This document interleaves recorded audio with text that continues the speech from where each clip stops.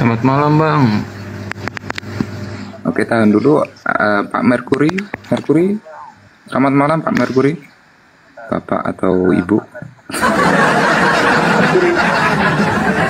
Merkuri, monitor Merkuri. Panggilan terakhir Merkuri, monitor kah? Oke, terima kasih Bang ya. Silakan Bang Yuradit. Ada yang mau ditanyakan silakan. Saya nyimak aja dulu Bang, izin. Radit Muslim apa Kristen ya? Kristen Bang Handi. Oke. Pak Yuradit, ada yang mau ditanggapi nggak mengenai perbedaan manusia dan Tuhan? Oh, temanya perbedaan manusia dan Tuhan ya Bang? Ya itu dulu lah yang paling gampang.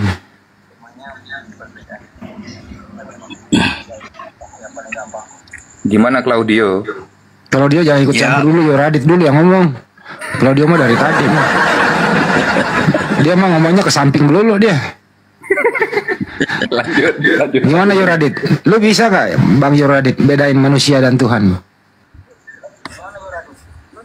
Tuhan itu manusia itu tidak bisa mengampuni dosa, tidak bisa menjamin surga, tidak bisa berfirman. Bang Claudio.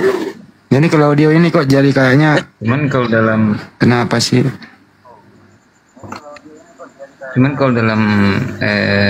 kepercayaan apa yang saya imani Bang, Bahkan justru terima harus kamu itu manusia supaya bisa menyelamatkan. Tuhan. Kalau dia bisa nggak sih kok berhenti gacor dulu gitu loh, di lakban kayak itu congor. Terusin dulu Pak Yuradit. Kalau dalam kepercayaan saya Bang, harus manusia, harus 100%, harus sepenuhnya manusia dan sepenuhnya Tuhan, dalam artian tidak berdosa, itu yang bisa menyelamatkan Bang.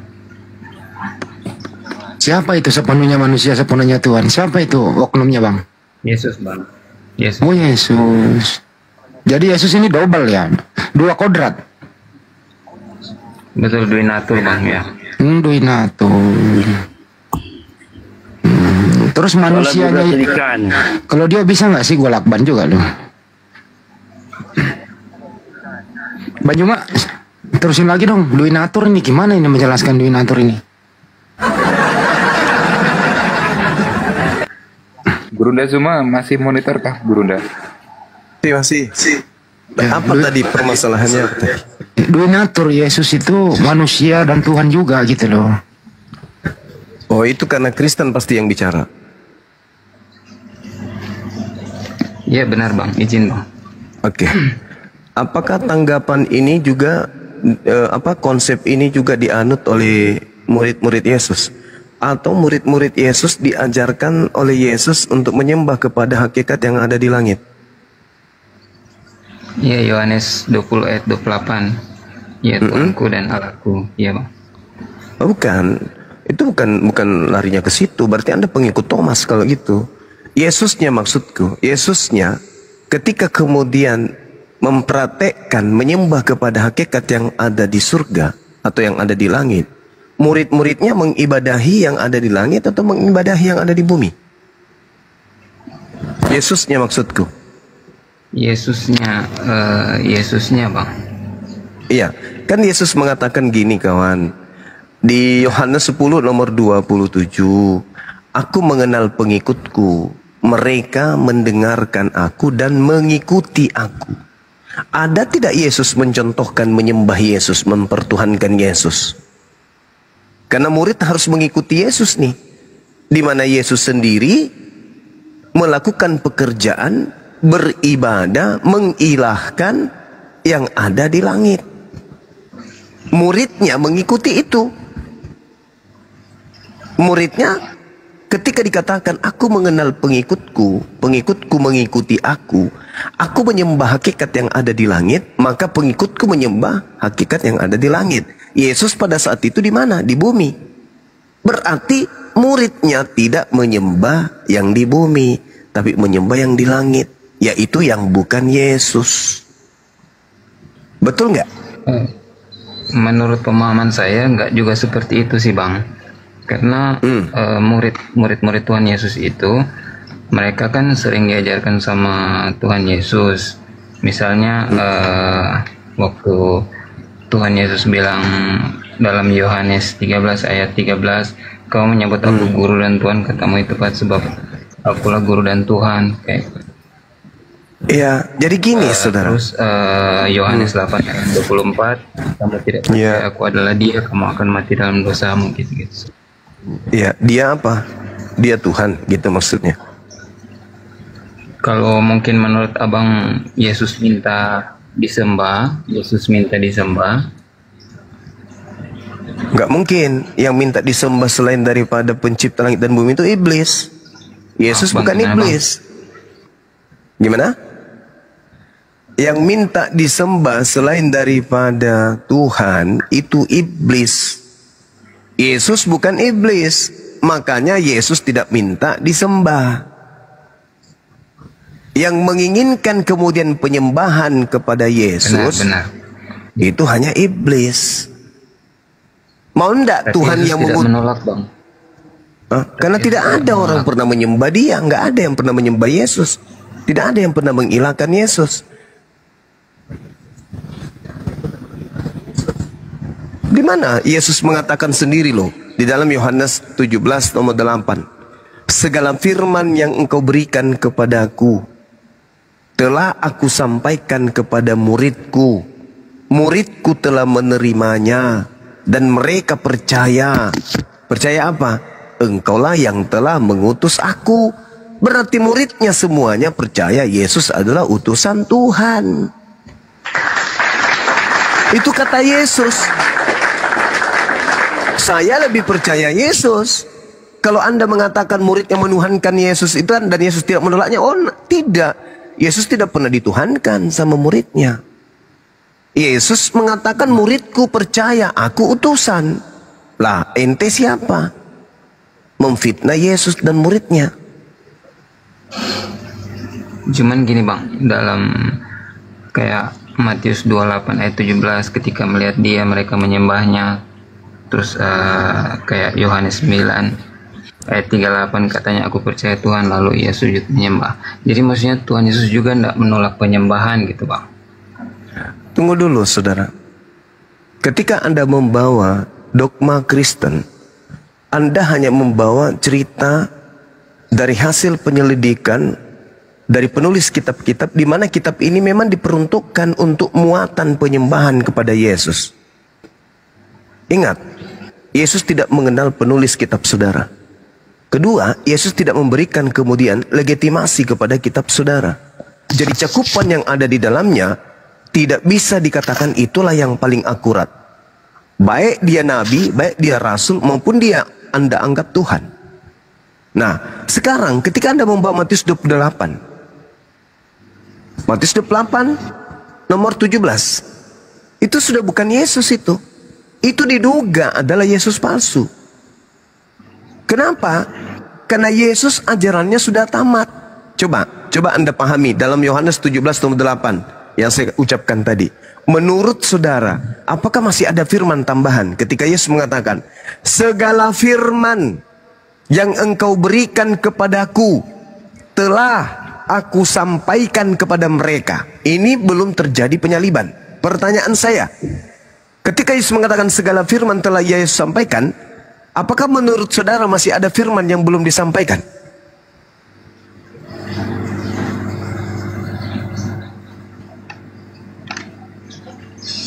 Segala firman, saya harus pelajari dulu ya, Bang. Ya, sederhana aja saudara. Yohanes 17 nomor 8. Segala firman yang engkau berikan telah aku sampaikan. Dan mereka telah menerimanya. Hayo. Pertanyaan saya, ketika segala firman Yesus telah sampaikan, apakah masih ada firman-firman tambahan? Cuman secara harfiah kami mengimani bahwa segala firman yang engkau firmankan, Yesus juga kan adalah firman hidup, Bang. Jadi apapun yang Yesus katakan itulah firman itu sendiri. Iya. Sekarang pertanyaan saya, apakah segala firman segala firman disampaikan oleh Yesus masih ada firman sebelumnya, setelahnya?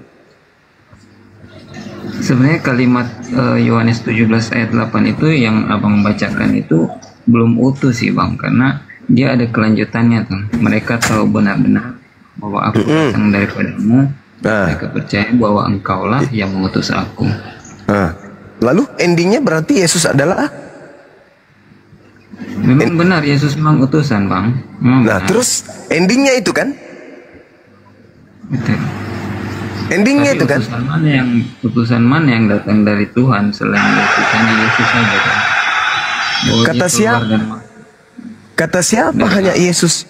Kata siapa hanya Yesus yang utusan? Kata ayat ini bang. Nah coba Anda baca di dalam Yohanes 3 nomor 34.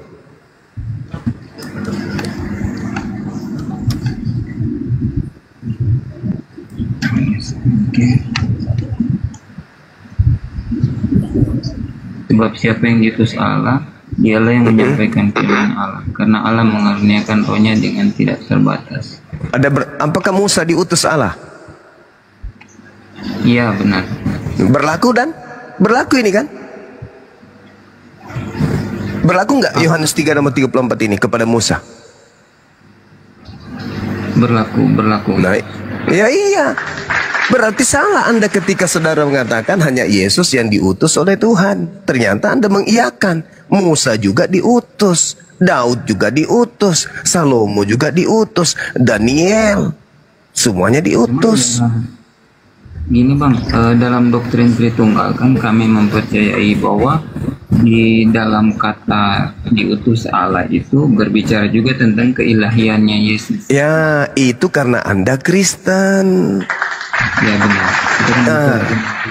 Itu kan Anda Kristen. Anda mendengarkan dogma dari Yesus Kristus yang diduga palsu. Karena Yesus berkata waspadalah kepada Yesus palsu yang datang dengan memakai namaku dan berkata akulah Kristus. Itu karena Anda Kristen. Sekarang karena Yesus, jangan karena Kristen. Yesus yang mengatakan, segala firman yang engkau berikan telah aku sampaikan.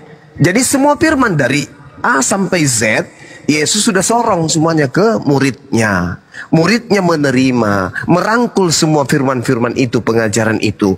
Ending, manifestasi dari semua firman, Yesus hanya utusan Tuhan bagi murid. Bagi Kristen, Yesus bukan utusan saja. Yesus itu Tuhan itu sendiri juga. Siapa yang mengajarkan Kristen seperti itu? Makhluk yang datang kepada Paulus.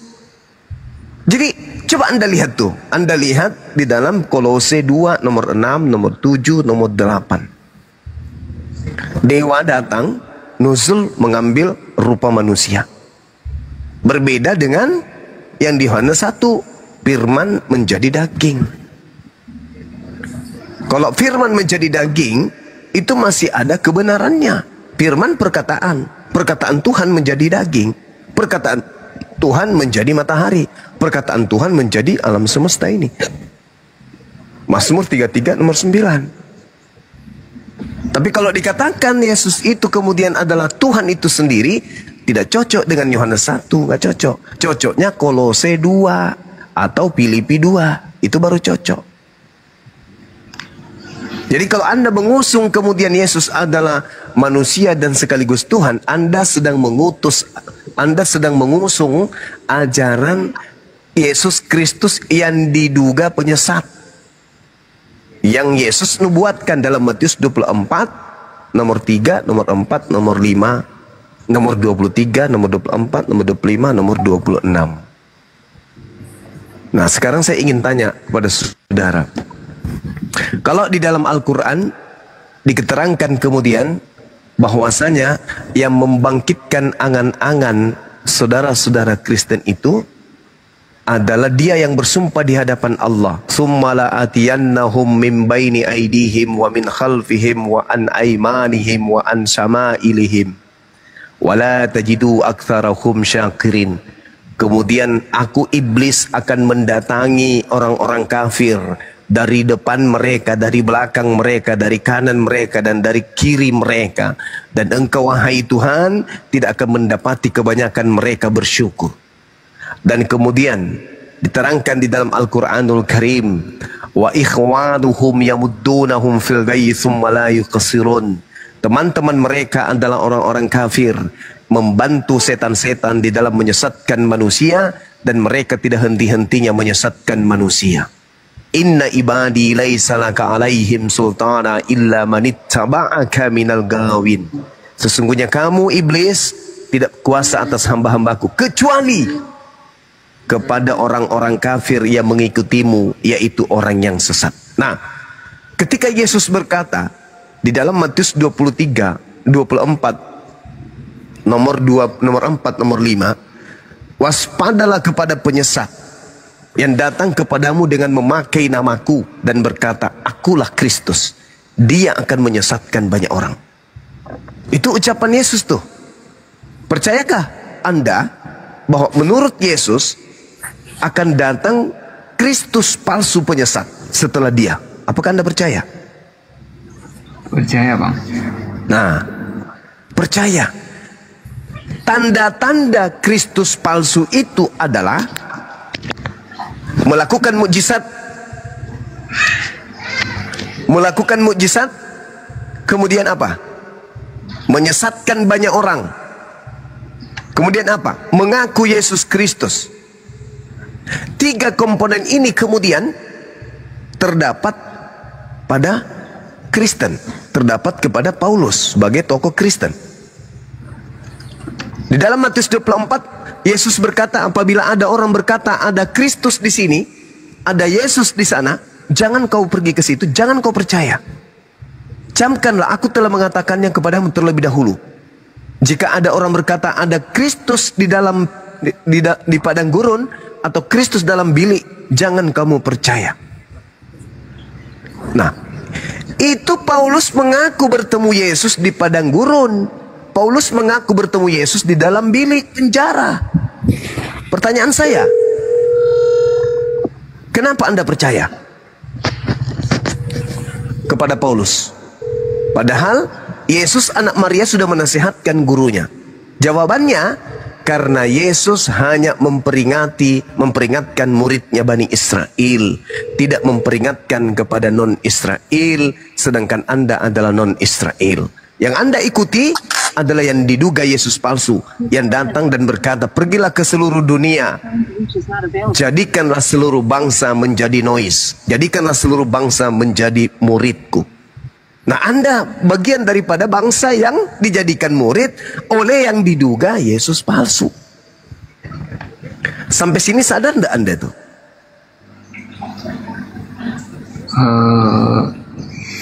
Paulus itu kan bukan nabi, Bang, rasul. Kalau dia rasul sudah pasti nabi. Celaka kalau dia bukan nabi. Kenapa? Kalau dia bukan nabi, semakin hancur posisinya. Karena yang menerima wahyu itu hanya nabi. Kalau Paulus bukan nabi, lalu dari mana 13 buku ini?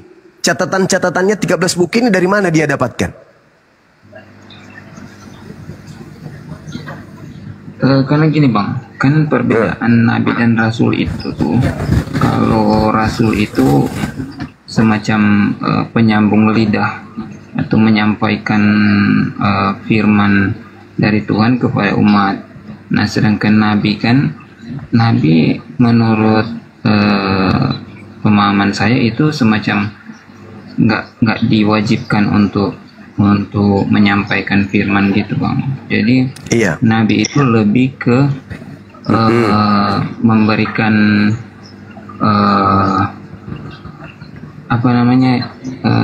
penglihatan tentang Mesias yang akan datang, yaitu Yesus, gitu. Semacam membuat tentang Yesus gitu, Bang.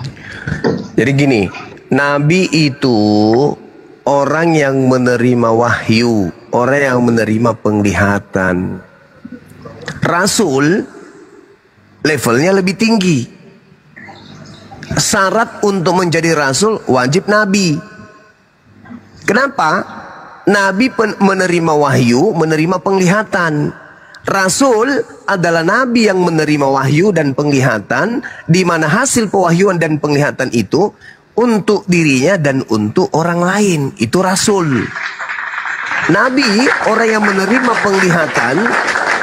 Nabi adalah orang yang menerima wahyu untuk dirinya dan tidak ada kewajiban menyampaikan kepada orang lain. Sedangkan rasul adalah nabi yang menerima wahyu dan penglihatan untuk dirinya dan untuk umatnya. Itu perbedaannya. Jadi rasul itu ibarat sarjana, nabi ibarat SMA. Tidak mungkin ada orang bisa sarjana tanpa melalui bangku SMA. SMA belum tentu sarjana, sarjana sudah pasti SMA. Nabi belum tentu rasul, rasul sudah pasti nabi. Mari kita buktikan. Anda baca Kisah Para Rasul 13 nomor 1. Ada beberapa nabi di Antioquia, di antaranya Saulus. Baca itu kitab saudara. Dan kalau Anda mengatakan Paulus itu bukan nabi, celaka itu bang, celaka.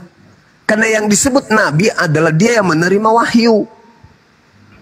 Kalau Paulus Anda katakan bukan nabi, lantas Anda mengatakan dia menerima ilham, menerima wahyu, berarti Anda dengan kata lain mengatakan Paulus itu adalah nabi palsu. Dan yang datang kepadanya sudah pasti Kristus palsu. Matius 24 nomor 24, sebab Kristus palsu dan nabi-nabi palsu akan datang dan akan memperlihatkan mukjizat-mukjizat sehingga menyesatkan orang-orang pilihan juga. Dipenuhi enggak oleh Paulus? Dipenuhi. Kalau Anda mengatakan dia bukan nabi, salah. Kisah Para Rasul 13 nomor 1, Paulus nabi. Kalau Anda mengatakan dia bukan nabi, salah. Mengaku dia menerima wahyu berupa Injil. Kalau Anda mengatakan dia bukan nabi, salah. Karena dia mengaku rasul. Dengan mengaku rasul sama dengan dia mengaku sebagai nabi. Kenapa kemudian Anda tidak mengakuinya? Karena Yesus mengatakan nabi palsu. Sehingga Anda mengatakan, oh Paulus bukan nabi. Dengan Anda tidak mengakuinya nabi, tapi Anda mengatakan dia rasul. Meskipun Anda mengatakan dia bukan nabi, tapi Anda mengatakan dia rasul, itu sama dengan dia rasul, nabi. Begitu saudara. Nah sekarang permasalahannya adalah, coba Anda lihat di dalam Matius 24 nomor 3. Ketika murid Yesus bertanya, Guru, apa tanda kedatanganmu? Kalau engkau yang datang, tanda-tandanya apa? Kata Yesus, tanda kedatanganku yang pertama, matahari menjadi gelap. Kedua, bulan tidak bercahaya. Ketiga, bintang-bintang di langit berjatuhan. Keempat, kuasa-kuasa langit berguncang. Kelima, aku akan kelihatan di langit dan seluruh manusia akan melihat aku. Pertanyaan saya, apakah tanda ini terjadi pada saat oknum yang mengaku Yesus Kristus datang kepada Paulus? Ada nggak tanda-tanda itu menyertai saudara Yuradit? Silakan Anda jawab.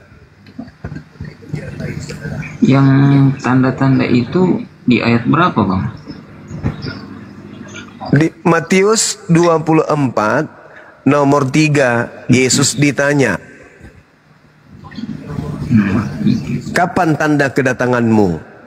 Dijawab oleh Yesus di data nomor 27, di data nomor 30. Itu tanda kedatangan Yesus. Nah, selain daripada itu kata Yesus, jangan kamu percaya, itu bukan aku. Karena dalam pasal ini itu nggak ada yang kayak dibilang abang tadi. Baca Matius 24 nomor 30. Kan ditanya, apa tanda kedatanganmu? Baca nomor 30, tanda kedatangan Yesus. Atau baca dari data nomor 29. Matius 24 29 dan 30.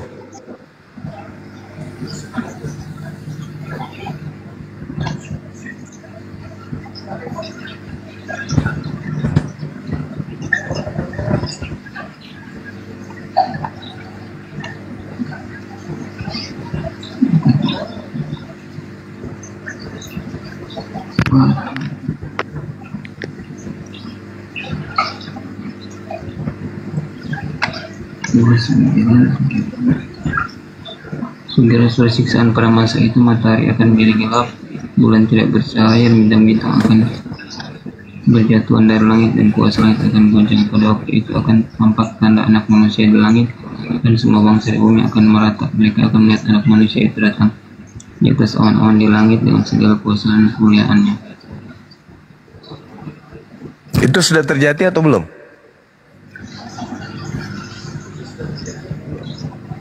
Itu sudah beda konteks, Bang. Itu judulnya kedatangan anak manusia, perumpamaan tentang pohon ara. Ya, Itu tanda konteks, Bang. itu kedatangan Yesus kan? Ya benar, tapi nggak ada hubungannya sama.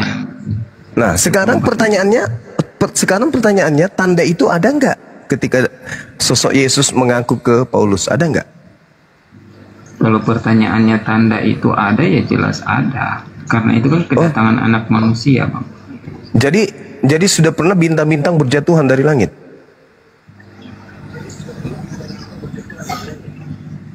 Sudah pernah Yesus terlihat oleh seluruh manusia di langit? Kalau maksudnya ini, saya memahami dalam konteks ini yaitu kedatangan Yesus yang kedua kali, Bang. Nah, kedatangan Yesus yang keberapa yang datang kepada Paulus? Saya percaya kedatangan Yesus hanya sekali. Ya, terus yang datang kepada Paulus kedatangan keberapa? Kedatangan yang sekali itu, Bang. Maksudnya? Kan Yesus kan sudah pergi. Enggak, Matius 24 ini Yesus belum disalib kan, Bang? Iya betul, tapi di Galatia 2 itu di Galatia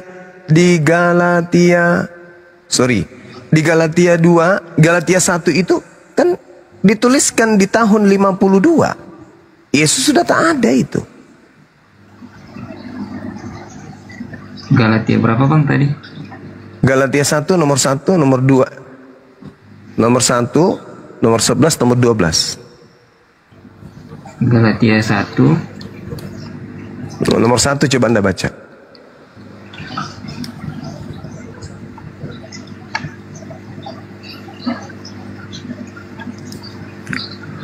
ayat 1, Bang. Galatia 1 ayat Iya. 1. Oke.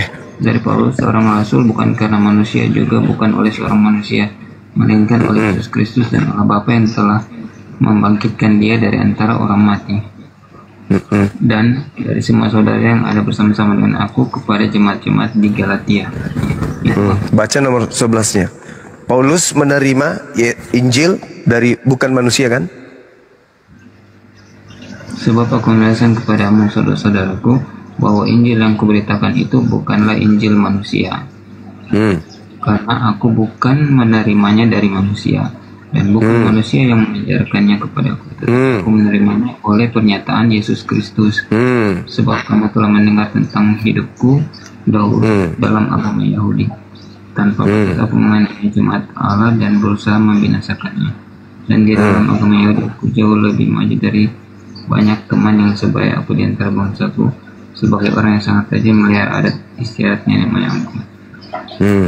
Tetapi waktu ia yang telah memilih aku sejak kandungan ibuku memanggil aku oleh kasih karunia, berkenan menyatakan anaknya dalam aku, supaya aku memberitakan dia di antara bangsa-bangsa bukan Yahudi, maka saat aku tidak minta pertimbangan kepada manusia. Benar ini, Bang? Nah, itu ditulis tahun berapa itu? Galatia itu dituliskan kemudian di tahun 52-53. Yesus masih ada di dunia. Ini sudah dikubur ini pasca kematian. Pasca kematian datang dia kan kembali. Bukankah Yesus itu setelah dikubur hanya 40 hari kemudian keliling, habis itu terangkat ke langit. Tahun 52, 53 muncul sosok mengaku Yesus. Berarti itu kedatangan keberapa?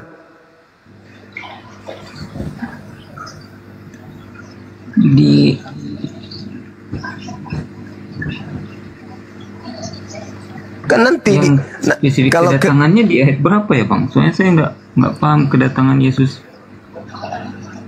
Jadi coba Anda baca Injil yang datang dari manusia ya benar, bukan dari manusia ya benar, karena sebagai bukti Yesus terangkat ke surga kan membuktikan bahwa dia berkuasa atas kematian, atas maut. Nah, dia menang atas maut itu artinya dia bukanlah manusia biasa.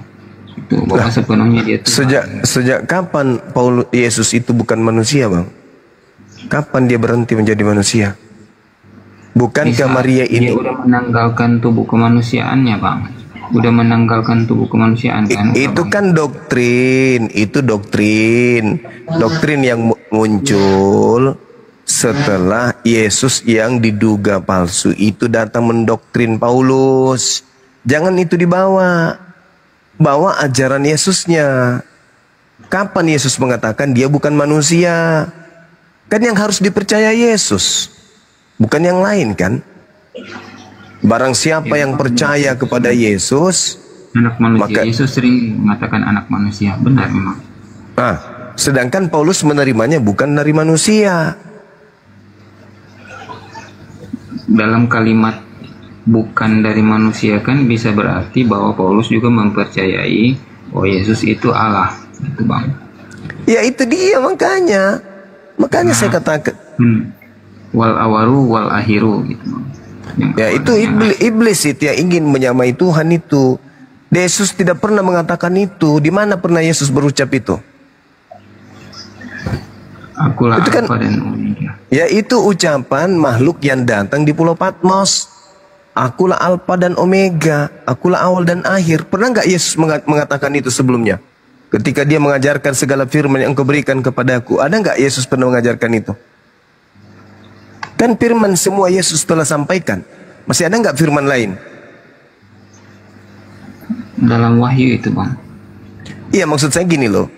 Yesus berkata segala firman yang engkau berikan telah aku sampaikan kepada mereka. Ketika segala firman yang Yesus sampaikan kepada muridnya, telah semuanya Yesus sampaikan firman itu. Ada nggak di situ Yesus mengatakan akulah Alfa dan Omega?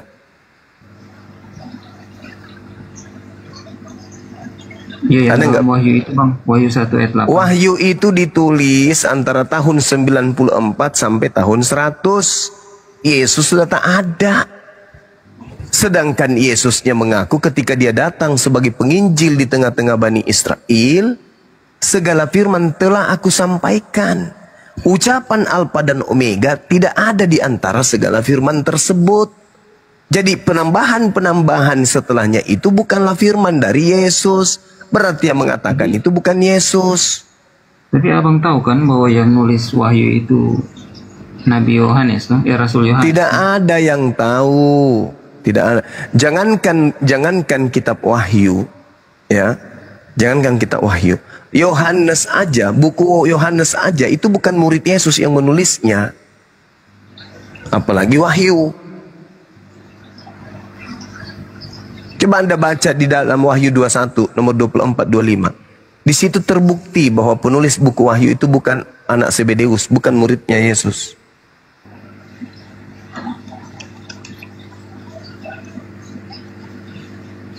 Segala firman yang engkau berikan telah aku sampaikan. Tidak ada akulah Alfa dan Omega, nggak ada. Itu bukan ucapan Yesus itu. Itu ucapan makhluk yang ingin menyaingi pencipta langit dan bumi.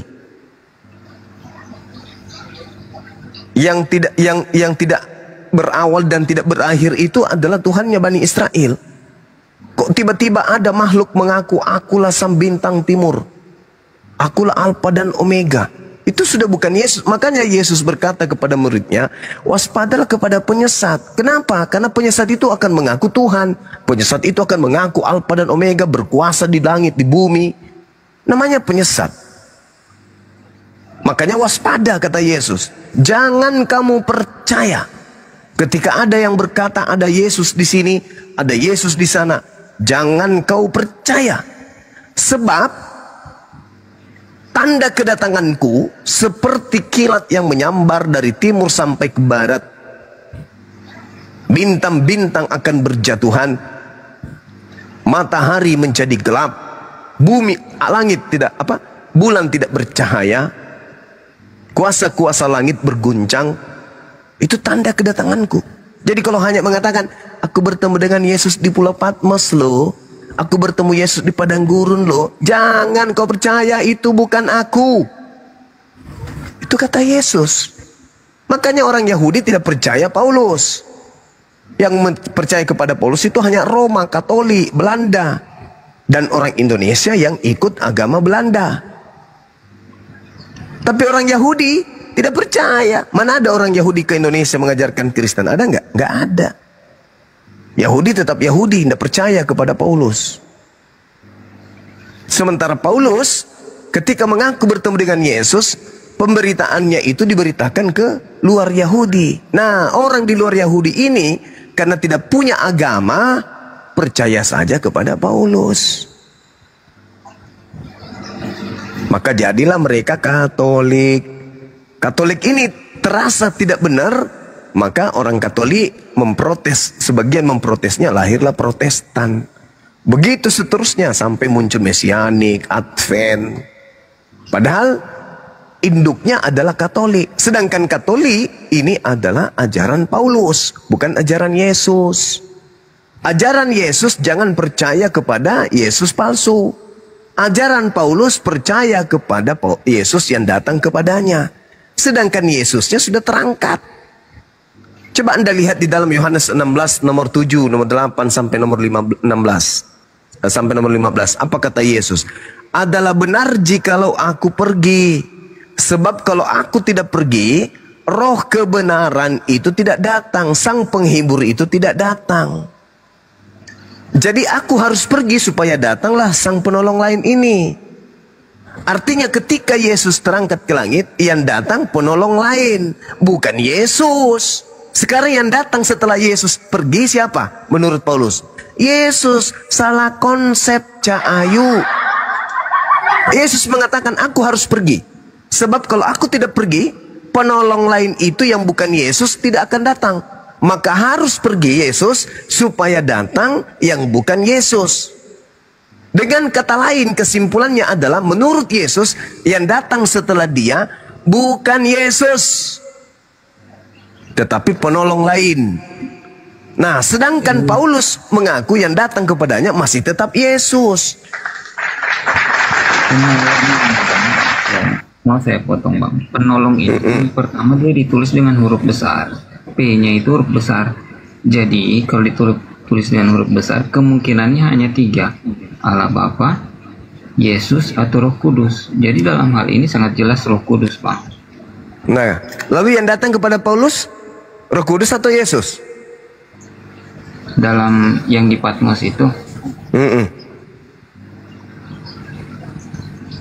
yang di Patmos yang saya baca tadi itu nggak ada bukti bahwa Yesus yang datang bang. Loh, Wahyu 22 nomor 16 itu siapa?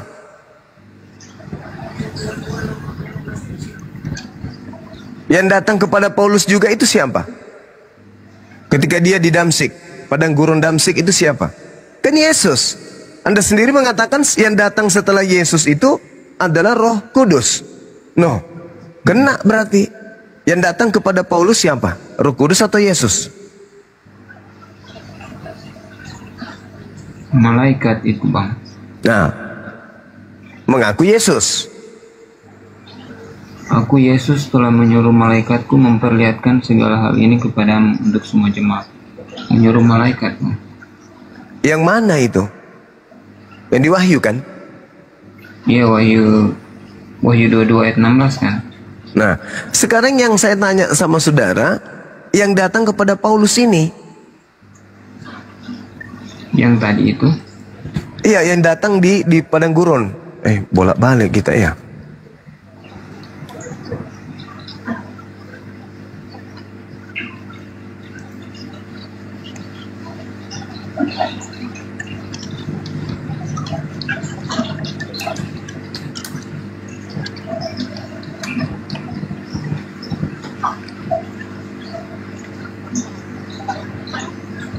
Oh, itu yang di Damsik itu bang, yang di Damsik. Iya, yang di Damsik itu siapa itu yang datang? Itu Kayaknya itu penglihatan, Bang. Nah iya, yang datang itu siapa? Yang Yesus datang itu, Bang. Yesus. Nah sementara Yesus mengatakan yang datang setelah dia siapa? Roh Kudus. Roh Kudus kan? Nah, itu kisah para rasul 9. Kisah para rasul 9. Nah yang datang kepada Paulus Yesus. Waktu itu bahkan masih Saulus. Benar. Sementara Yesus mengatakan kepada muridnya yang asli, yang datang setelahku adalah roh kebenaran, roh penghibur. Konteksnya Saulus itu sebelum Paulus, Saulus, Bang. Jadi waktu namanya masih Saulus, dia kan membantai orang Kristen. Wah, kok orang Kristen pula yang dibantai, aneh-aneh aja. Ada-ada aja kamu ini ah. Nah, Orang Kristen itu muncul pertama kali di Antioquia. Pengikut Paulus di Antioquia. Baru muncul Kristen. Orang Kristen itu pemakan babi, Kristen, tidak bersunat, Kristen tidak kan penganut Taurat. Pengikut kami Yesus percaya makan Kristen babi enggak? Bukan agama, Bang. Pengikut Kristus gitu. Orang-orang Yahudi pengikut Kristus enggak? Digelari pengikut Kristus enggak mereka? Jadi kan waktu itu Yesus bilang, Saulus, Saulus, mengapa engkau menganiaya aku? Nah, maksudnya menganiaya aku ini kan bukan berarti menganiaya Yesus secara physically gitu. Tapi muridnya. Gitu. Muridnya ini pemakan babi atau bukan? Kalau pemakan babi saya kurang tahu, Bang. Muridnya ini bersunat atau tidak bersunat? Seharusnya bersunat karena itu kan tradisi, Bang. Nah, muridnya Yesus ini yang dianiaya Paulus ini penganut Taurat atau bukan? Benar. Nah, dia Bani Israel atau bukan? Bani Israel atau bukan? Bani Israel, ya. Nah, berarti bukan Kristen. Jangan disebut bahwa yang dianiaya Paulus itu adalah Kristen. Justru Kristen itu lahir dari Paulus. Kisah Para Rasul 11 nomor 26, pertama kali disebut Kristen itu murid-murid Paulus di Antioquia, Turki. Tolong diluruskan itu. Inilah Kristen selalu mengatakan bahwa ya Paulus adalah Kristen. Nggak ada. Kristen itu artinya pengikut Kristus. Kristus yang mana yang diikuti Kristen? Kristus yang datang kepada Paulus. Nah, sedangkan murid Yesus, pengikut Yesus tidak disebut Kristen. Mereka adalah penganut Taurat. Sekarang permasalahannya adalah Yesus berkata yang datang setelahku adalah roh kebenaran. Anda sudah mengatakan yang datang kepada Paulus bukan roh kebenaran, tapi Yesus.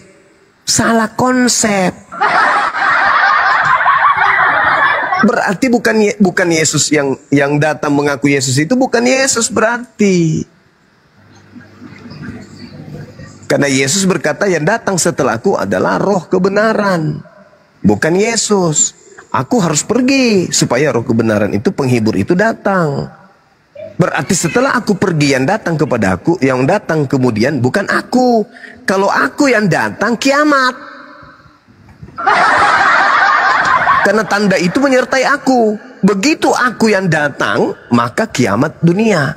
Tapi kalau yang datang adalah roh kebenaran, tidak kiamat. Nah, datang Paulus. Paulus, ya paman, yang datang kepadamu siapa? Roh kebenaran atau Yesus? Yesus, ya kiamat dong. Tapi tidak kiamat, berarti palsu. Gitu. Karena hanya ada dua yang datang setelahnya, sebelum Yesus yang asli.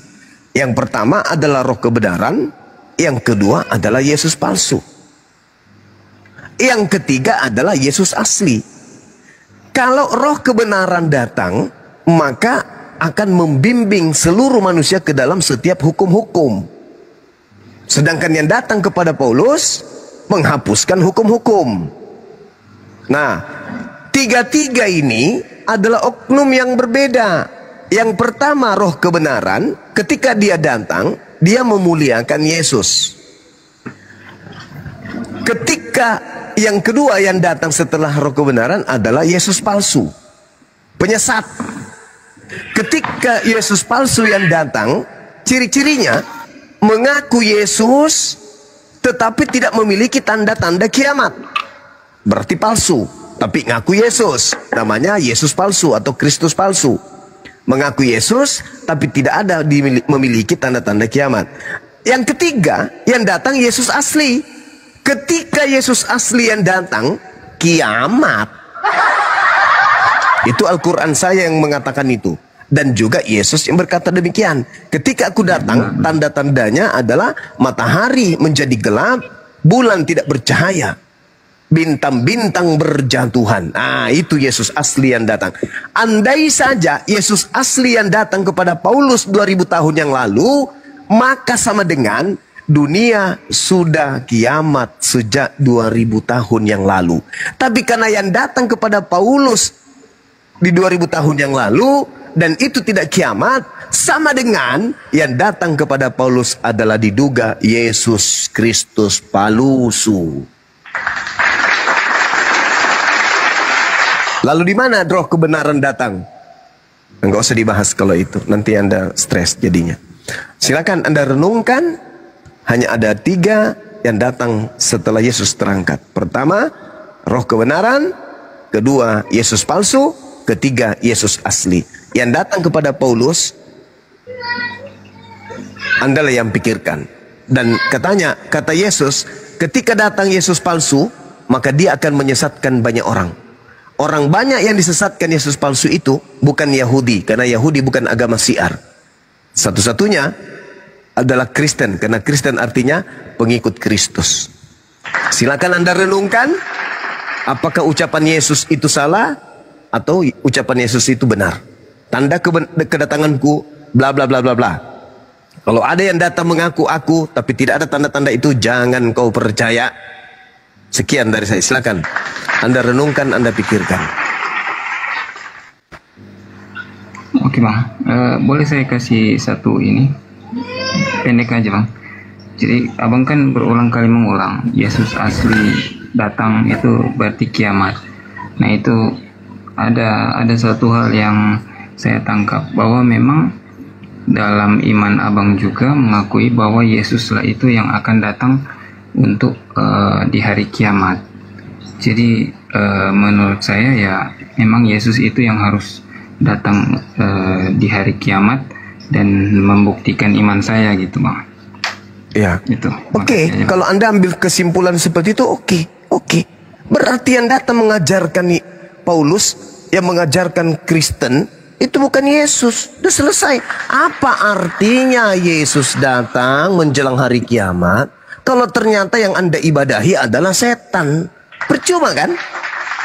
Sedangkan kedatangan Nabi Isa alaihissalam, kata Al-Quran, wa innahu la ilmul lisa'ah fala tamtarunna biha wattabi'un. Kedatangannya adalah menghakimi orang-orang yang menuhankan dirinya.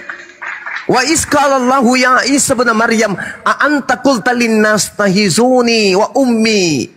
Apakah engkau yang mengajarkan orang-orang kuclu ini untuk menuhankan dirimu selain daripada aku? Ma qultu lahum illa ma amartani bi ani ubudullah rabbi wa rabbakum. Ma qultu lahum illa ma amartani bi ani ubudullah.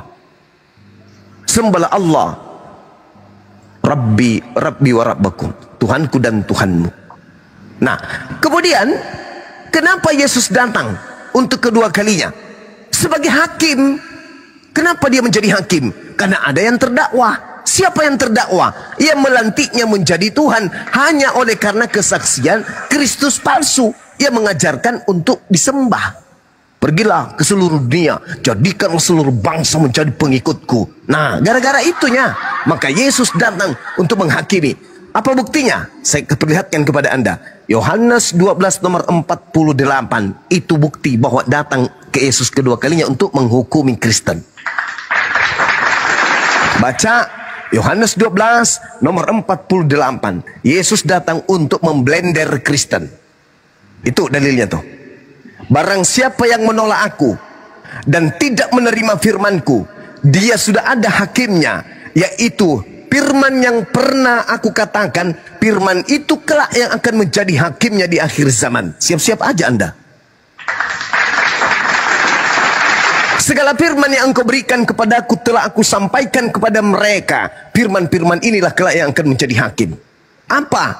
Murid-muridnya mengakui dia hanya rasul. Murid-muridnya mengaku dia utusan Tuhan. Murid-muridnya mengaku Yesus ini hanya untuk Bani Israel.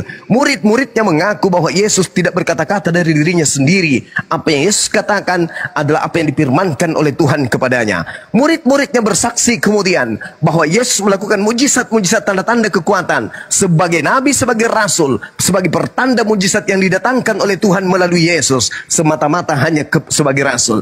Dan Yesus bersaksi di tengah-tengah Bani Israel. Yohanes 5 nomor 36, bahwa seluruh mujizat, tanda-tanda kekuatan yang dilakukan, semuanya itu bersaksi bahwa dirinya hanyalah utusan Tuhan. Di luar daripada itu akan diblender masuk ke dalam neraka. Makanya dia datang. Untuk apa dia datang? Untuk membuktikan di hadapan manusia bahwa apa yang manusia lakukan dan sangkakan terhadap dirinya itu adalah konyol. Apa buktinya? Anda baca Matius 7 nomor 22 nomor 23. Pada hari terakhir nanti, menjelang kiamat nanti, banyak orang memanggil aku Tuhan, Tuhan. Siapa itu? Keturunan Anda. Keturunan orang-orang yang menyembah Kristus Yesus, yang nanti akan sampai pada hari kiamat. Karena Anda tidak mungkin sampai hari kiamat. Paling kalau Anda sampai hari kiamat, usia Anda ribuan tahun. Kecuali kalau kiamatnya besok.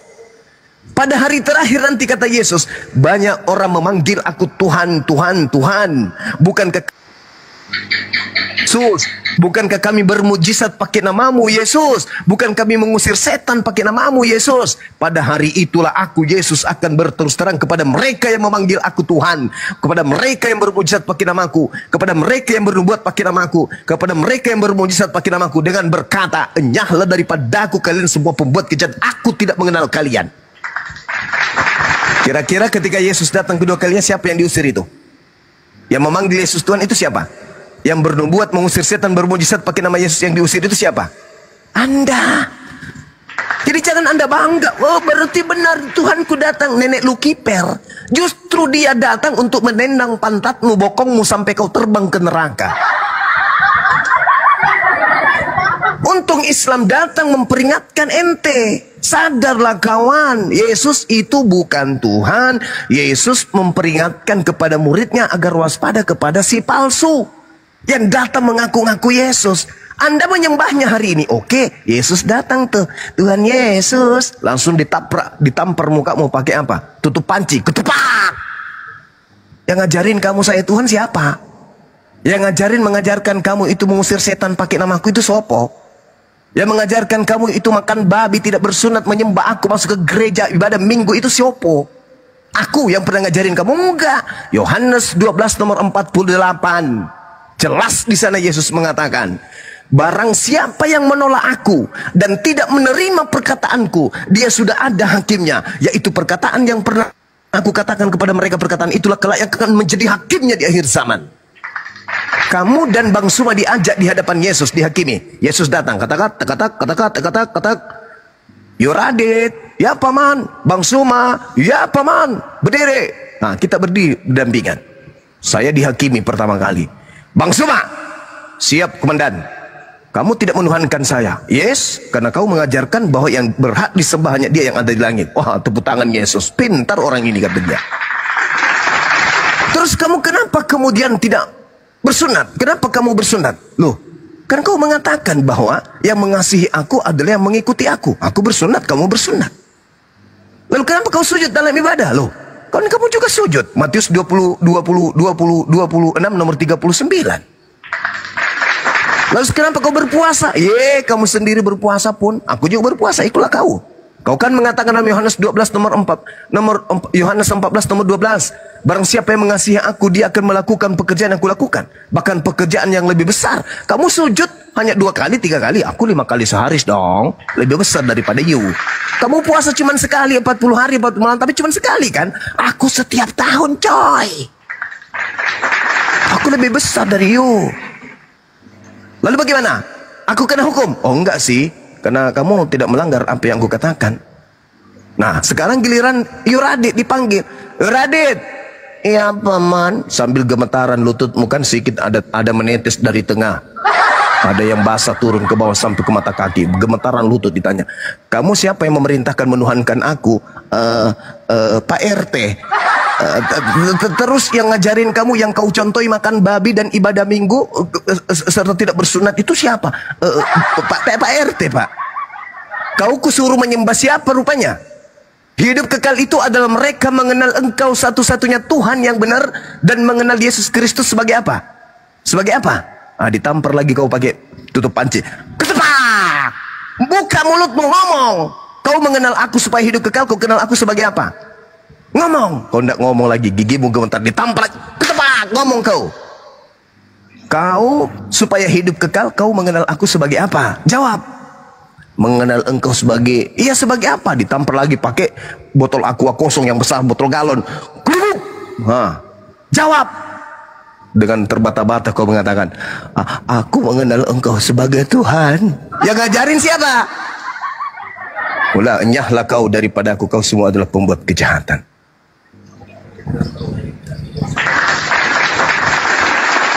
Pikir itu coy, jangan kau bangga. Oh, berarti Yesus datang di akhir zaman. Oh, hati-hati. Yesus datang sebagai hakim, bukan datang sebagai center class membagi-bagikan hadiah. Enggak, datang sebagai hakim. Dan yang dihakimi itu ente. Apa buktinya? Itu tadi Yohanes 12 nomor 48. Yesus berkata, hidup kekal itu adalah mereka mengenal engkau satu-satunya Tuhan dan mengenal Yesus Kristus yang kau utus. Umat Islam percaya nggak? Percaya. Umat Islam masuk surga. Kristen percaya nggak? Di mulut mengatakan, ya kami percaya Yesus itu utusan. Coba kau intip ke gereja, wah menyanyi dia, halo, haleluya, Tuhan Yesus. Kayak gitu itu kan? Mulut Anda mengatakan dia adalah manusia, tapi prakteknya Anda menuhankan dia. Berarti Anda munafik. Munafik di mana perginya? Ya neraka. Penyesat itu namanya. Ketika Anda datang membawa sebuah HP kepada saya, lantas Anda mengatakan ini adalah durian, Anda penyesat. Mulut Anda berkata itu durian, fakta yang ada di tangan HP. Mulut Anda mengatakan Yesus itu manusia, praktik di lapangan Anda tuhankan. Penyesat. Coba Anda baca Matius 7 nomor 22 sampai 23. Apa kata Yesus? Enyahlah daripada aku. Siapa itu? Kalian semua pembuat kejahatan, aku tidak mengenal kalian. Padahal levelnya sudah jago kali tuh. Dalam nama Yesus, ku buat bisulmu meledak. Puak, meledak. Sebenarnya bang, dari ayat ini sebenarnya sangat jelas sih bang. Apanya yang jelas? Jadi bukan setiap orang yang berseru-seru kepadaku Tuhan Tuhan yang akan masuk ke dalam kerajaan surga, melainkan dia yang melakukan kehendak aku yang di surga. Jadi kita pun orang Kristen nggak pasti 100% masuk surga, benar. Jadi tapi 100% masuk neraka itu udah pasti. Oh, enggak. Mau saya buktikan? Mau saya buktikan bahwa Kristen seluruhnya 100% masuk neraka? Mau saya buktikan? Mau? Boleh. Oke. Tolong tunjukkan kehendak Bapak agar Kristen menuhankan anak Maria. Saya hitung sampai 10. 1, 2, 3, 4, 5, 6, 7, 8, 9, 10. Mungkin berat. 40, bang. Apa? Yohanes 6 ayat 40. Oke, kita lihat Yohanes 6 nomor 40. Kita buktikan. Survei membuktikan. Sredeng. Sebab inilah kehendak Bapakku, supaya setiap orang yang melihat anak dan percaya kepadanya peroleh hidup yang kekal. Percayakah Anda ketika Yesus berkata, aku tidak dapat berbuat apa-apa dari diriku sendiri? Apakah Anda percaya? Nah, itu sudah case baru itu. Ya, apakah Anda percaya? Dari ayat ini kan jelas sudah menjawab. Iya, siapa yang percaya kan? Siapa yang percaya kepada Yesus, maka dia akan memperoleh hidup yang kekal. Betul enggak? Benar. Nah, sekarang percayakah Anda ketika Yesus berkata, aku diutus hanya kepada domba yang hilang dari umat Israel? Apakah Anda percaya? Benar, tapi ayat itu kan bisa kita jabarkan. Ada tapinya. Ada penjabarannya itu. Ada tapinya. Tapi ayat ini Aku diutus hanya kepada domba yang hilang dari umat Israel. Apakah Anda percaya? Percaya. Cuman gini bang, Yohanes 8 ayat 24, kamu tidak percaya aku adalah dia, kamu akan mati dalam dosamu.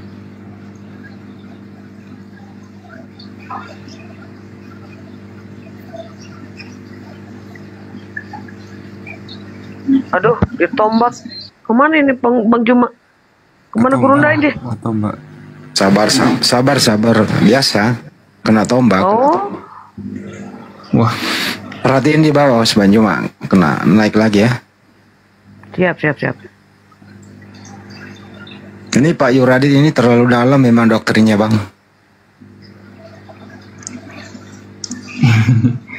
iya bang. Bang Yuradit, Iya bang. iman sama akal itu harus sinkron atau bagaimana, Bang, menurut Abang? Iman dalam artian iman kepada Yesus. Ya, Bang Juma udah naik lagi. Silakan Bang Juma, terusin dulu, belum kelar tadi. Sebab inilah kehendak Bapakku. Ingat, supaya setiap orang yang melihat anak dan yang percaya kepadanya beroleh hidup yang kekal, dan supaya aku membangkitkannya pada akhir zaman. Sekarang yang mau dipercayai di sini siapa? Yesus kan? Yesus berkata, aku diutus hanya kepada domba yang hilang dari umat Israel. Ada nggak ucapan Yesus kemudian aku diutus untuk seluruh umat manusia? Saya percaya bahwa itu doktrin itu bukan hanya untuk Israel sih bang. Berarti Anda tidak percaya. Berarti Anda tidak percaya Yesus. Matius 15 nomor 24. Aku diutus hanya kepada domba yang hilang dari umat Israel. Anda tidak percaya. Berarti Anda tidak hidup kekal. Wajar Anda diusir. Jadi tidak setiap orang yang memanggil aku Tuhan akan masuk ke dalam surga, melainkan dia yang melakukan kehendak Bapa. Jadi yang dimaksud di sini adalah Bani Israel itu terpecah menjadi dua kelompok. Kelompok yang pertama adalah Bani Israel yang menerima kemudian ajaran-ajaran Taurat Bapa yang datang kepada Musa dan menerima Yesus sebagai utusan Tuhan. Yang kedua, orang-orang yang kemudian menerima Taurat kehendak Bapa tetapi tidak menerima Yesus sebagai utusan Tuhan. Itu kelompok. Tapi abang gimana? tahu Great Commission kan? Tahu? Ya itu kan kan semua bangsa muridku bang. Itu ucapan di luar daripada firman yang diterima Yesus. Segala firman yang engkau berikan kepadaku telah aku sampaikan kepada mereka. Ucapan yang muncul di Matius 28 itu ucapan oknum yang keluar dari kubur yang diduga bukan Yesus lagi. Tidak ada lagi penambahan. Kan tadi saya sudah bilang sama saudara, yang datang setelah Yesus itu bukan Yesus. Yang datang adalah roh kebenaran. Yang keluar dari kubur itu Yesus katanya. Tapi yang datang setelah Yesus bukan Yesus. Yang datang setelah Yesus itu adalah roh kebenaran. Oknum lain. Apa bukti cirinya? Baca Yohanes 7 nomor 13, Yohanes 16 nomor 13, nomor 14. Ketika ia datang, dia tidak berkata-kata dari dirinya sendiri, melainkan yang dikatakannya adalah apa yang didengarkan darinya. Aku diutus. Yang Anda katakan itu kepada aku telah diberi kuasa. Pergilah ke seluruh bangsa. Jadikan seluruh bangsa menjadi muridku. Itulah yang harus diwaspadai. Dia akan menyesatkan orang banyak. Kenapa dia mengatakan pergilah ke seluruh dunia? Karena dia harus memiliki pengikut banyak. Bertentangan dengan ucapan Yesus. Aku datang. Coba Anda bayangkan. Bayangkan coba. Kalau Anda mengatakan pergilah ke seluruh dunia, itu adalah ucapan Yesus. Bagaimana dengan wanita Kanaan yang datang kepadanya minta tolong anaknya disembuhkan? Apa kata wanita itu? Sembuhkan anakku. Apa katanya? Murid-muridnya, usirlah orang itu karena dari tadi dia mengikuti aku. Mengikuti kita. Apa kata Yesus? Aku diutus hanya kepada domba yang hilang dari umat Israel. Matius 15 tuh. Apa kata perempuan itu? Benar Tuhan. Tapi bukankah kemudian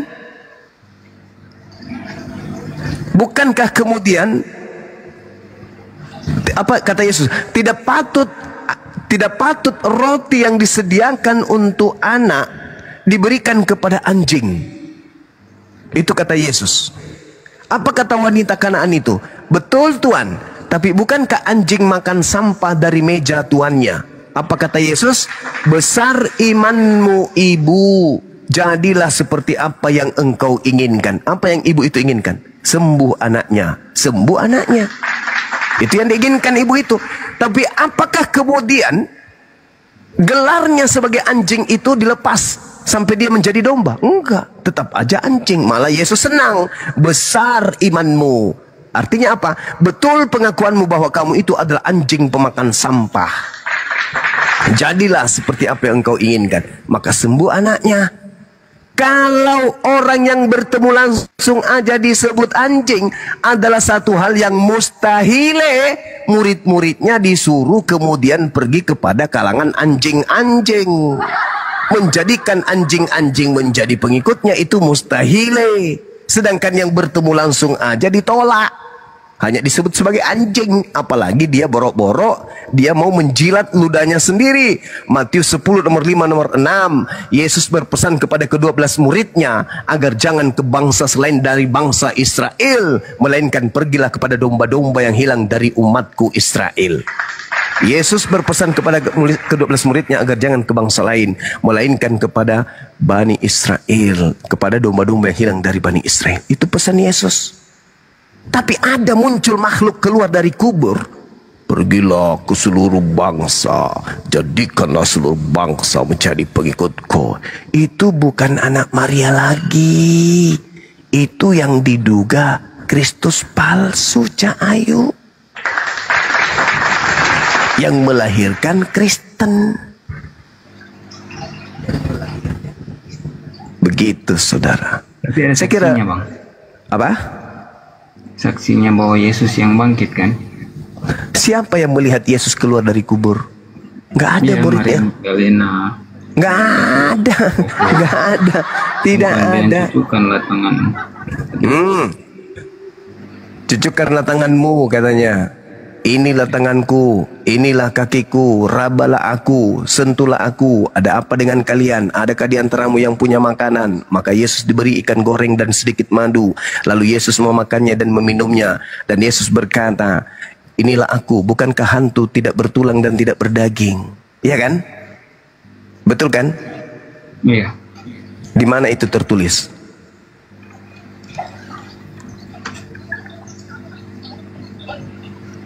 Di mana itu Bang tertulis?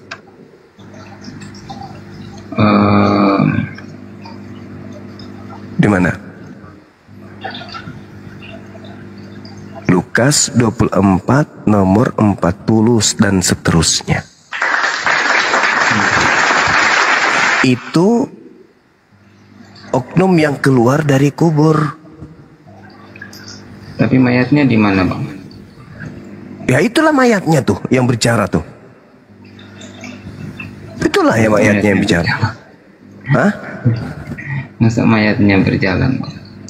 Anda sendiri tidak percaya, apalagi saya. Iya kan? Nggak masuk akal kalau mayat berjalan, Bang. Nah itu dia. Anda aja tidak percaya, apalagi saya. Terminologi bangkit sama mayat kan beda, Bang. Kalau dia bangkit dari pingsan gimana? Kan Yesus bilang, aku berkuasa memberikan dan mengambil. Itu ucapannya sendiri atau ucapan Tuhan?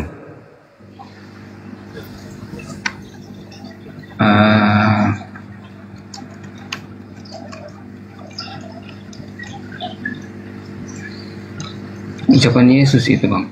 Oh salah. Itu ucapan Tuhannya. Yohanes 14 nomor 24, firman yang kau dengar dari mulutku itu bukan dari aku, tetapi dari Bapa yang telah mengutus aku. Jadi kalau Yesus berkata aku berkuasa menerima memberikan nyawaku, bukan berarti berkuasa mati di atas tiang salib. Gak ada hubungannya. Yohanes 10 ayat 17-18, Bang. Ya, coba aku baca. Bapa mengasihi aku oleh karena aku memberikan nyawaku untuk menerimanya kembali. Nah itu Bapak mengasihi. Kembali. Tidak Bapak seorang pun mengasihi. mengambilnya daripada aku, melainkan aku memberikannya menurut kehendakku sendiri. Aku berkuasa. Nah, Bapak mengasihi dia. Nah sekarang pertanyaan saya, maukah Yesus kemudian itu menyerahkan nyawanya untuk disalib? Mau lah Pak. Coba kasih saya dalil. Kalau Yesus mau menyerahkan nyawanya untuk disalib, tidak perlu ada prajurit, tidak perlu ada penangkapan. Yang ada adalah upacara persembahan nyawa Tuhan untuk orang-orang Kristen segera akan dimulai. Tuhan Yesus telah siap sedia. Tapi itu nanti berbenturan dengan membuat Nabi Mika, Bang.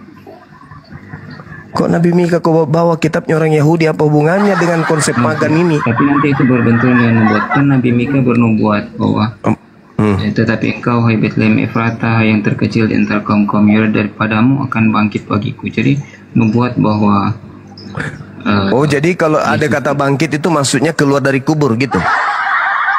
merujuk Bukan kepada Yesus. Oh, hanya gara-gara kata bangkit. Ya, orang kalau bangsanya bangkit, Israel bangkit itu keluar dari kubur, maksudnya gitu. Ya enggak seperti itu juga. Ya makanya kenapa kau artikan keluar dari kubur? Nggak ada hubungannya itu Mika dengan keluar dari kubur. Nggak ada hubungannya. Pertanyaannya, apakah Yesus kemudian ikhlas menyerahkan nyawanya untuk dibunuh?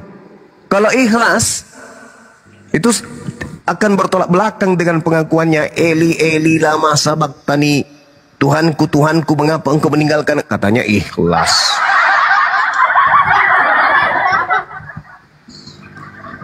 Terus ketika dia ingin dibunuh di Yohanes 8, kenapa dia protes?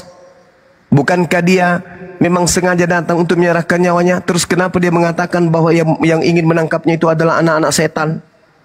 Kenapa Yudas mengkhianatinya disebutnya iblis? Bukankah dia datang sengaja untuk memberikan nyawanya? Harusnya Yudas itu pahlawan, sebab dengan Yudas lah nyawanya pergi. Kok hancur kayak begitu, berantakan kayak gitu? Kalau Anda mengatakan Yesus datang menyerahkan nyawanya, apa gelar yang patut dinobatkan kepada para pembunuh Yesus ini? Menurut saudara, kalau Yesus datang memang untuk menyerahkan nyawanya, apa gelar yang pantas untuk diberikan kepada para pembunuh Yesus? Pahlawan atau penjahat? Kalau gelar itu saya kurang bisa menyimpulkan ya Bang. Loh, yang membantu Yesus untuk melaksanakan upacara penebusan dosa itu apa namanya? Setan-setan yang merasuki Yudas, setan yang merasuki imam kepala mahkamah agama sehingga mereka melakukan tipu muslihat dan saksi palsu itu apa namanya? Pahlawan untuk Yesus atau penjahat untuk Yesus?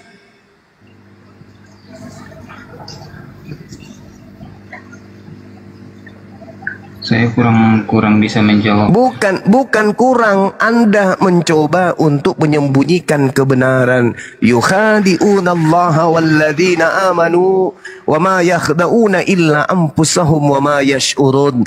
Orang-orang kafir ingin menipu Allah dan menipu orang-orang beriman, padahal sebenarnya mereka menipu diri mereka sendiri.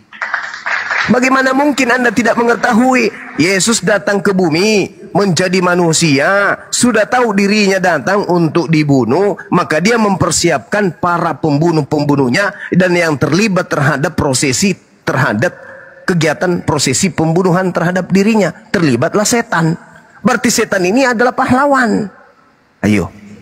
Tanpa setan, penyaliban tidak terjadi. Tanpa setan, Yudas tidak berkhianat. Tanpa pengkhianatan, Yesus tidak diketahui persembunyiannya. Tanpa diketahui persembunyiannya, Yesus tidak disalib. Tanpa disalib, Kristen tidak ditebus dosanya. Tanpa ditebus dosanya, Kristen masuk neraka. Berarti iblis adalah pahlawan bagi Kristen. Titik. Jadi begini Bang, Apalagi? saya tambahkan sedikit. Silakan. Bahwa kita tuh percaya, umat Kristen percaya bahwa penyaliban Yesus itu kan pertama nubuatan. Nah, kata siapa? Yang kedua, Mazmur. Kitabnya agama lain lagi yang kau bawa-bawa untuk Tuhanmu Yesusmu itu. Mazmur berapa tadi? Ada ditulis bahwa orang yang menderita gitu bang, harus disalibkan menderita. Ada nubuatnya itu. Mazmur mana? Mazmur 22.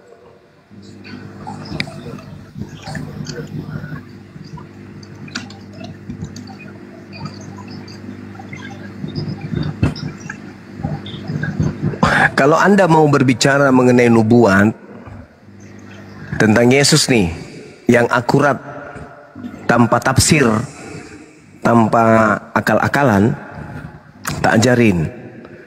Baca Yohanes 11 nomor 45 sampai nomor 57. Itu nubuat pembunuhan terhadap Yesus. Jangan kau lari ke Yesaya, ke Mazmur, nggak usah kau pergi ke agama kitabnya orang. Iya, nubuat kan memang harus mundur ke belakang bang. Oh tidak mesti, tidak mesti. Kok tidak mesti bang? Gimana sih? Makanya harus mundur ke belakang. Iya. Oke, Yesaya 9 nomor 6. Pada hari ini telah lahir bagimu. Itu nubuat untuk Yesus telah lahir. 600 tahun sebelum Yesus lahir sudah tertulis telah lahir. Itu untuk Yesus. Iya benar-benar. Telah lahir atau sudah lahir Yesus itu pada saat itu? Yesaya 9 ayat 5 ya. Ya. Ayat 5, tapi di ejaan baru, di revisi baru nomor 6 dia. Ayo. 5. Sebab seorang nomor 6 dia. Untuk kita seorang putra telah diberikan untuk Nah, kita. Yesus enggak itu. Yesus enggak itu, atau kalian hanya membabi buta? Kami percaya bahwa seorang anak telah lahir untuk kita. Itulah yang disebut dompala, cuplis, tahayul, tuyul, tukang tahayul.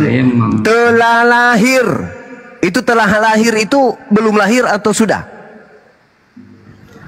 Apakah cara menalarkan itu seperti itu? Saya kurang bisa. Nenekmu kiper. Telah lahir itu menurut kamu apa? Kita harus memahami dari sisi original teksnya juga, Bang. Oke, bagus. Baik, masuk kita ya. Bagus ini kalau berbicara mengenai original teks ini saya suka. Awas kau lari nanti, awas kau lari. Kau lari nanti lagi.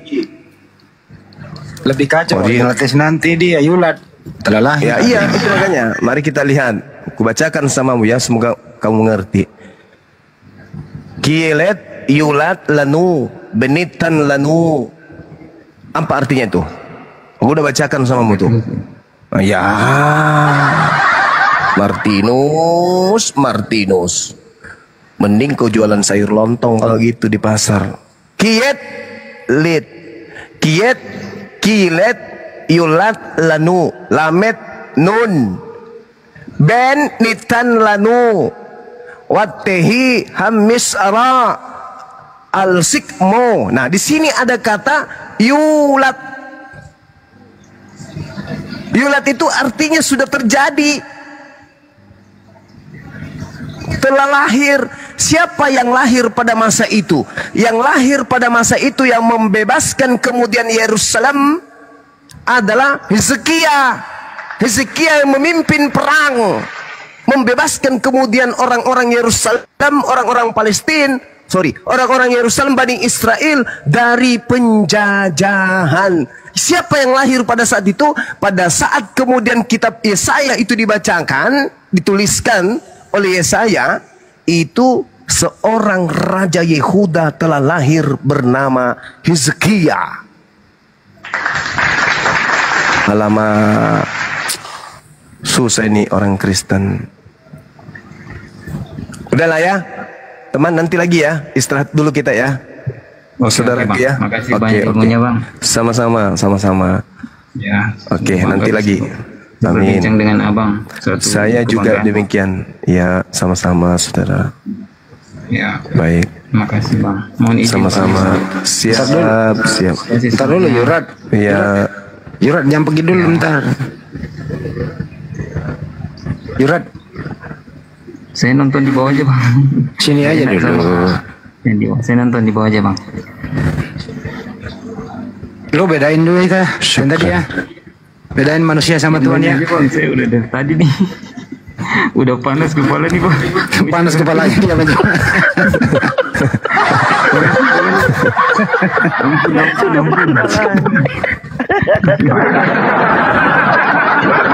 Gak apa-apa, saudara. Nanti ada sesi kita belajar lagi ya. Iya. Hai. Iya. Arigato, Bang. Thank you. Arigato. Hai. Masya Allah. Terus Anak belajar bela diri juga ternyata dia. Iya. Terus belajar bro. Tapi kamu Kristen yang baik. Nggak menghujat. Nyambung nggak nyambung lah. Yang penting kan kamu yang baik lah di sini daripada yang lain tadi. Iya. Biasanya yang kayak gitu mengakui kebenaran tapi gengsi aja. Dia tahu oh ini benar, ini salah, tapi cuma masih gengsi gitu. Jadi sedikit keraknya itu sedikit demi sedikit digosok akhirnya nanti cilak kepalanya. Ya Bang Juma berusaha fungsikan akalnya. Dia berusaha tetap Matikan stay, akal.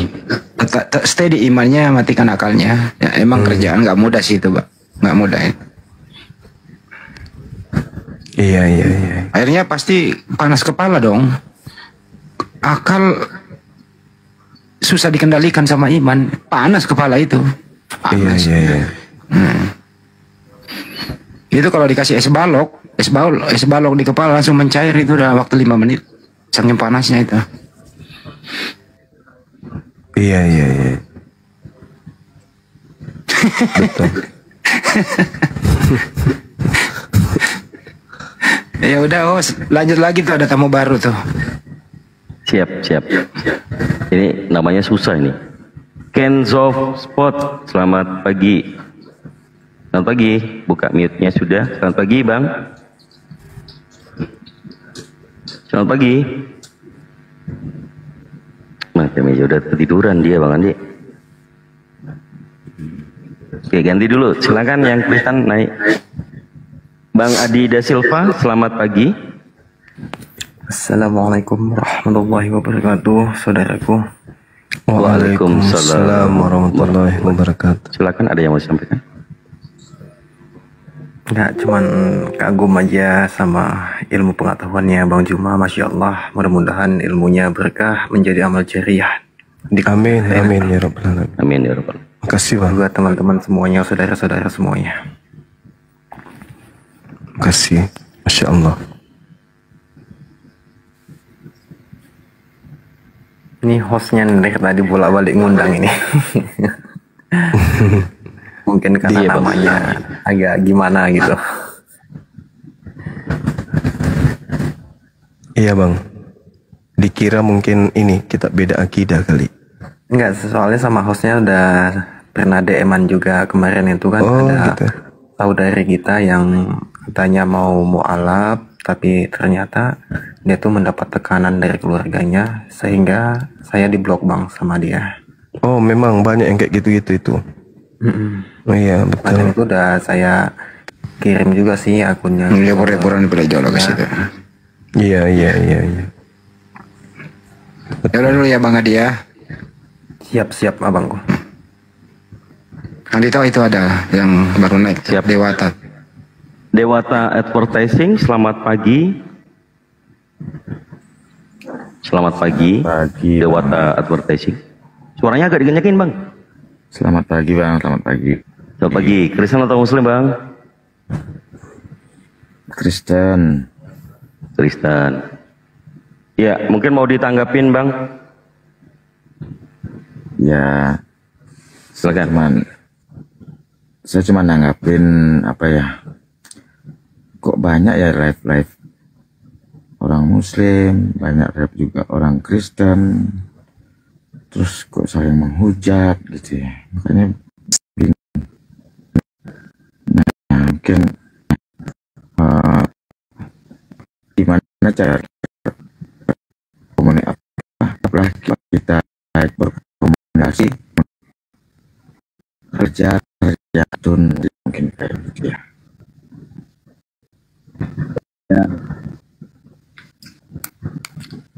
Ya mungkin saya mau tanya, saya juga sering masuk ke live-nya yang Kristen, juga saya sering masuk. Nah, ini saya baru ketemu juga live-nya Muslim gitu ya. Yang saya tanyakan itu kalau saya enggak bahas ke Kristen ya, karena apa pelajaran saya di Kristen juga enggak begitu bagus gitulah. Jadi kalau ditanya ayat juga saya enggak tahu gitu. Cuma saya nanya untuk yang Muslim aja, nanya tentang Nabi Muhammad. Nah ini kan kita sering live ini, sering ribut, ini kan tujuannya cari hidup kekal atau tujuannya kan ke surga semua gitu ya. Nah, yang ingin saya nanya itu Nabi Muhammad sekarang posisinya itu di surga atau di neraka?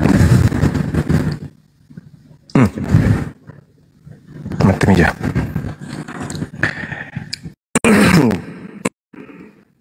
Nabi Muhammad sallallahu alaihi wasallam itu berada di alam barzah. Alam barzah, alam di antara dunia dan akhirat. Itu Bang. Di dalam pemahaman kami umat Islam seperti itu adanya. Yang kemudian menjelaskan bagaimana kehidupan Nabi Muhammad setelah kematian. Al-Quranul Karim surah An-Nisa ayat 69, Al-Ankabut ayat 68. Seperti itu kawan. Masya Allah. Baik, terima kasih banyak Gurunda. Ini soalnya Gurunda mungkin udah masuk jam istirahat ya Gurunda ya. Iya. Mungkin bisa satu patah dua kata sebelum saya memberikan ultimatum dari bantahan di dalam Yeremia. Gurunda silakan tafadhol. Ya baik. Jadi sahabat-sahabat sekalian, terima kasih ya malam ini sampai subuh hari ini di tempat saya sudah hampir jam 3 betul. Materi yang saya sajikan masih memberikan ruang kepada teman-teman kita Kristen terkait 20 juta yang mampu kemudian membuktikan secara akurat bahwa yang datang kepada Paulus itu adalah benar Yesus anak Maria. Akan kita berikan 20 juta ya, kita transfer, dan ini bukan main-main, ini bukan ece-ece, ini serius. Kalau ada teman Kristen kita yang menguasai Bible, yang bisa memaparkan secara akurat, yang membuat kita takjub kemudian ternyata yang datang kepada Paulus betul-betul adalah anak Maria yang mengajarkan Injil di tengah-tengah Bani Israel, maka saya rela duit saya ya bersama dengan duit Bunda Mila itu kami serahkan secara cuma-cuma. Artinya bahwa teman-teman Kristen ini betul-betul mendalami materi tentang Bible, bukan hanya mendengar-dengar saja dari pendeta dan pastor sambil manggut-manggut, tetapi mereka betul-betul mendalami kitab mereka sehingga mereka menjadi Kristen yang baik. Sekali lagi, sampai hari ini dan malam takbir seterusnya, malam takbir akan tetap saya suarakan materi ini, memancing saudara kita Kristen untuk naik ke Komal, menjelaskan apakah betul yang mereka sembah ini adalah dia yang datang kepada Bani Israel sebagai nabi, sebagai rasul, yaitu Yesus Kristus. Seperti itu saudara ya. Jadi saya masih menunggu sampai malam takbir saudara Kristen yang mampu menjawab sayembara ini. Demikian, terima kasih atas perhatiannya. Mudah-mudahan apa yang saya sajikan bisa mendapatkan nilai ibadah di sisi Allah, dan yang mendengarkan juga demikian adanya.